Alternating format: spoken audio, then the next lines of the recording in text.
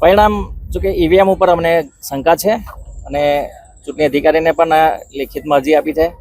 તમામ જે ઈવીએમ છે ઈવીએમની અંદર 99% બેટરી બોલે છે. કન્ઝમ્પશન થયું હોય તો બેટરી કમસે કમ એક દિવસમાં ખાલી 1% ના હોય અને એટલા માટે ચૂંટણી અધિકારીને મેં લેખિતમાં અરજી પણ આપી છે. એટલે શંકા ઉપજાવે પરિણામ છે. મતદારોને શું કહેશો તે પ્રમાણે? મતદારોએ જોકે ઉત્સાહથી મતદાન પણ કર્યું. મતદારોએ જે ઉત્સાહથી મતદાન કર્યું એ ખરેખર કોંગ્રેસ તરફી મતદાન હતું, પરંતુ આ ઈવીએમને કારણે અમને જે નુકસાન થયું છે એના માટે એ ભારતીય જનતા પાર્ટી જવાબદાર છે.